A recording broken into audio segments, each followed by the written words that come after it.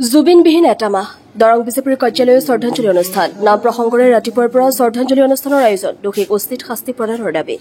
আইসকলৰ নাম প্ৰসংগৰে মুখৰিত হৈ পৰে কাৰ্যালয়ৰ চৌহদ কম দিনৰ ভিতৰতে দোষীক উচিত শাস্তি প্ৰদান কৰি হিয়াৰ আমঠু শিল্পী জুবিন গাৰ্গক ন্যায় প্ৰদান কৰিবলৈ দাবী জনাই দৰং জিলা বিজেপিৰ সভাপতি মুকুন্দ ডেকা মঙলদৈ উন্নয়ন প্ৰাধিকৰণৰ অধ্যক্ষ প্ৰতাপ বৰদলৈ মঙলদৈৰ পৰা মিৰ চাহিলৰ ফালৰ প্ৰতিবেদন AIN লাইভ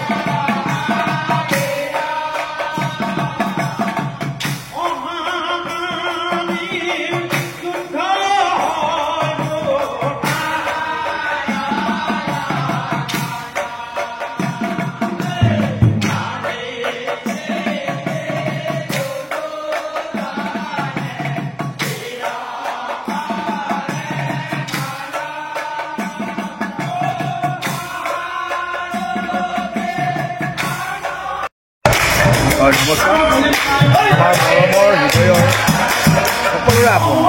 শিল্পী জুবিন গাৰ্গৰ আজি আমাৰ মৃত্যু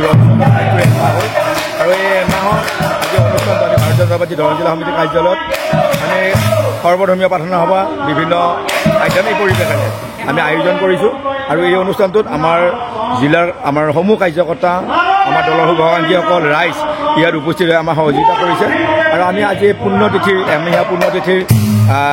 যি অনুষ্ঠান এই অনুষ্ঠানৰ পৰা জিলা সমিতি কাৰ্যালয়ৰ পৰা আমি আশাবাদী আশা মনত ৰাখিছোঁ যে জুবিন গাৰ্গ ডাঙৰীয়াৰ যি ৰহস্যজনক মৃত্যু এই মৃত্যুৰ সম্পূৰ্ণ দুখীয়া সকলো যি ধৰণৰ শাস্তি পাবলৈ শাস্তি পাব ইতিমধ্যে অসমৰ জনপ্ৰিয় মুখ্যমন্ত্ৰী ডক্টৰ হিমন্ত বিশ্ব শৰ্মা ডাঙৰীয়াই আমাৰ সকলো প্ৰয়োজনীয় ব্যৱস্থা হাতত লৈছে আৰু ইতিমধ্যে এই গোটাখিনি তেখেতসকলে যিসকল নাম উচ্চাৰণ হৈছে সেইসকল ব্যক্তিক ইতিমধ্যে জেল হাজতলৈ পুলিচ প্ৰশাসনে প্ৰেৰণ কৰিছে আৰু ইতিমধ্যে বিচাৰপীঠৰ ব্যৱস্থা আৰম্ভ হ'ব আৰু বিচাৰপীঠেও আমাৰ কম দিনৰ ভিতৰত প্ৰয়োজনীয় সকলো ধৰণৰ ব্যৱস্থা দোষী ব্যক্তিক উচিত শাস্তি প্ৰদান কৰিব যিকোনো খবৰ বিজ্ঞাপনৰ বাবে যোগাযোগ কৰক 7896121996